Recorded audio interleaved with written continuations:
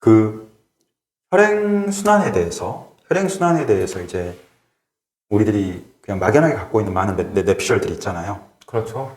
뭐, 많은 정보들도 있고. 네네.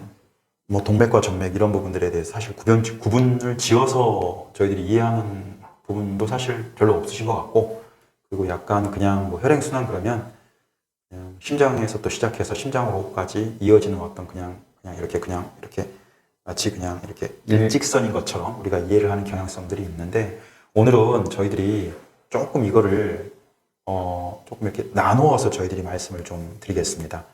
좀 동맥과 정맥에서 벌어지는 우리가 혈전 생성의 어떤 그런 기전들을 그냥 아주 심플리파이 해가지고 저희들이 좀 이렇게 말씀을 드릴 것 같아요. 근데 좀 이해하시기 편하게. 동맥과 정맥 다르잖아요. 다르죠. 네. 일단은 뭐 단어도 다르고, 이게 뭐 영어로는 동맥은 뭐 아터리, 그리고 정맥은 베인이라고 얘기하는데, 우리가 한문으로 보게 되면 동맥은 움직일 동에다가 우리 맥할 때 그게 동맥이고, 정맥은 보요할 정자에다가 맥. 그러니까 동맥은 굉장히 뭔가 이렇게 운동성이 많은 그런 혈관이라고 이해하시면 될 것 같고, 정맥은 뭔가 이렇게 조용하고 뭔가 이렇게 별 그쵸. 변화가 없는 네네. 이런 느낌의 그 혈관이라고 이해하시면은 가장 이해가 빠르실 것 같아요. 이 동맥에서 발생되는 문제점들은 사실은 그러니까 이 움직임 때문에 발생되는 거잖아요. 너무 강한 움직임 때문에. 뭐가 많은지 뭐가 하여튼 그 네. 혈액의 어떤 움직임이 많다 보니까 예. 한마디로 그 혈관 내에 많은 어떤 상처들도 날 수도 있는 거고, 네네. 그 상처가 나는 과정 중에서 그거를 회복하는 또 과정이 또 있을 거고. 네네네. 그러니까 이렇게 뭔가 이렇게 안에 있는 뭐 이렇게 뭐 좀 안에 있는 뭐 알갱이들이 있는 어떤 그런 혈류들이 강력한 압력에 의해 가지고 지나갈 때 사실 혈관에 스크래치가 날 수도 있는 거고, 펴일 수도 있고, 네, 펴일 수도 있고 여러 가지 현상이 일어날 수도 있고, 대신에 정맥은 또 너무 또 이렇게 사실은 그러니까 너무 또 흐름이 없어버리면 그것 때문에 또 문제가 발생되는 거죠. 네, 그러니까 모든 게 세상사라는 거는 항상 조금 적당히 그렇죠. 어려운 거고. 일단 동맥은 사람으로 볼 때 그러니까 머리에서 아래로 내려오거든요. 그러니까 중력 방향을 거스르지 않고 따라오기 때문에 그런 흐름들에 대해서는 굉장히 더 그러니까 힘을 더 많이 받는 거고, 중력에 대해서는. 그리고 정맥 같은 경우는 이제 발에서 머리에 올라가는 거꾸로 되는 현상이다 보니까 정맥의 그러니까 한마디로 혈액의 흐름에 중력 거스름을 많이 받거든요. 그러다 보니까 아무래도 천천히 움직일 수밖에 없는 그런 구조를 가질 수밖에 없어요. 이게 우리가 한번 이렇게 고속도로를 한번 비교를 해보면, 고속도로라고 일반 도로에 한번 비교를 해볼게요. 일반 도로에 비교를 해보면 저희들 이렇게 산을 넘어가는 도로들이 있어요. 산을 넘어가는 도로들이 있는데, 산을 넘어가는 이렇게 꼬불꼬불한 도로들이 있는데, 이렇게 보게 되면 넘어갔다가 이렇게 꼭대기 정상까지 갔다가 이렇게 내려올 때 보면은 이렇게 자세히 보게 되면은 사고 난 데가 많아요, 주변에.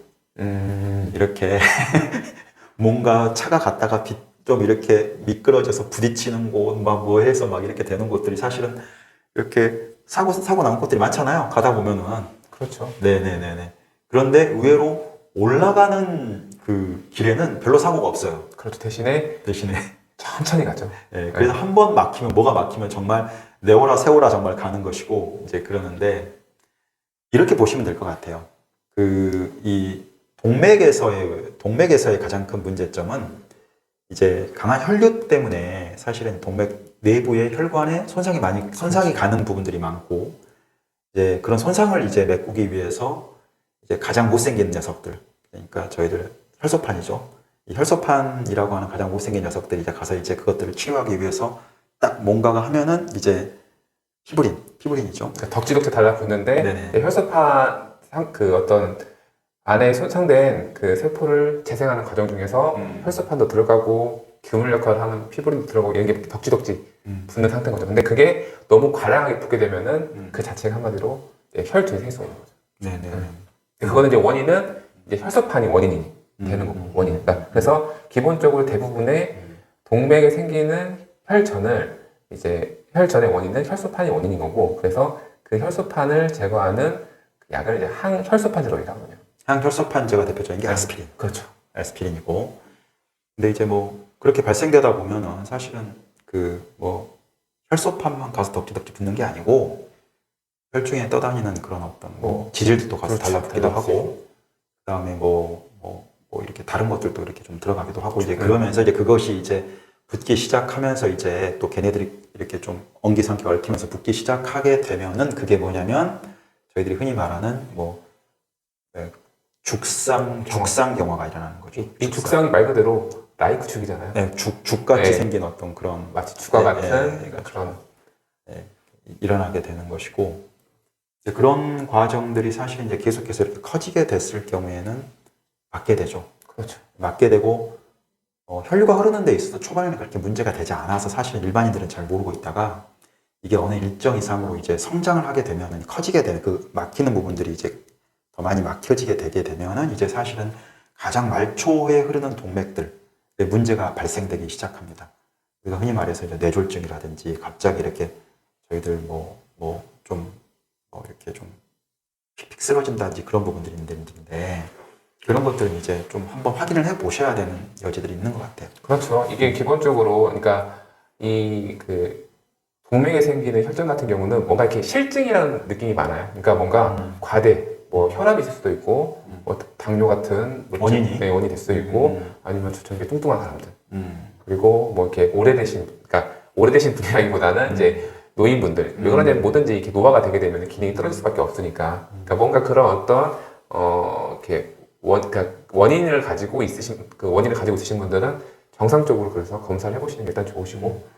일단 동맥 외에 이제 정맥을 또 말씀을 드리면 아까 그 동맥의 어떤 혈전을 생기는 가장 큰 이유가 그 혈소판이라고 말씀을 드렸잖아요. 근데 정맥 같은 경우는 좀 달라요. 혈전이 생기는 원인이. 왜 그러냐면 혈소판 같은 그 정맥 같은 경우는 아무래도 그 동맥보다 혈관벽이 얇고 아무래도 그러니까 중력을 거슬러 올라가야 되기 때문에 혈관들이 되게 오랫동안 이렇게 이렇게 머무를 수밖에 없거든요. 근데 그 과정 중에서 너무 오랫동안 되게 되면은 그게 사이에 껴버리는 거죠. 근데 그 사이에 낀 원인이 그거는 이제 그 좀 지저분한 그 혈소판이 아닌 이 맨들맨들한 그 적혈구 같은 적혈구 같은 것들이 표면이 사실 맨들맨들한 것들이 서로 지나가려고 하다가 그 사이에 딱 껴버리는 거예요.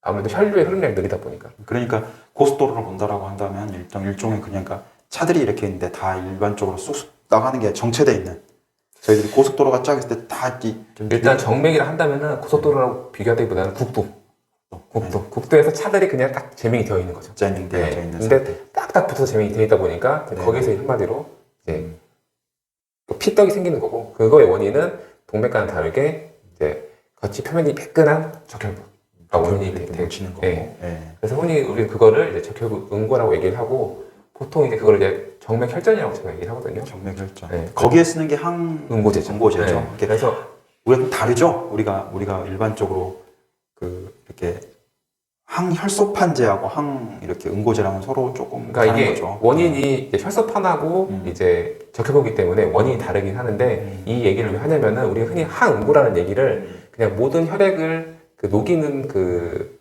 혈전을 다 없애는 방법으로 생각하시는 거기 때문에 말씀을 드린 거고 일단 항혈소판제가 따로 있고 항응고제라는 게 따로 있거든요. 그렇기 때문에 증상에 맞게 쓰시는 게 좋아서 이 얘기를 왜 했냐면은 그래서 과연 아스피린이 코로나로 인해 생기는 이 혈전에 효과가 있냐 그런 질문이 있었거든요. 그렇죠. 우리 예전에 와가지고 이제 가끔씩 가다 아스피린 먹으면 뭐 코로나로 생기는 어떤 그런 혈전 작용에 어떤 효과가 있느냐는 질문이 있었죠.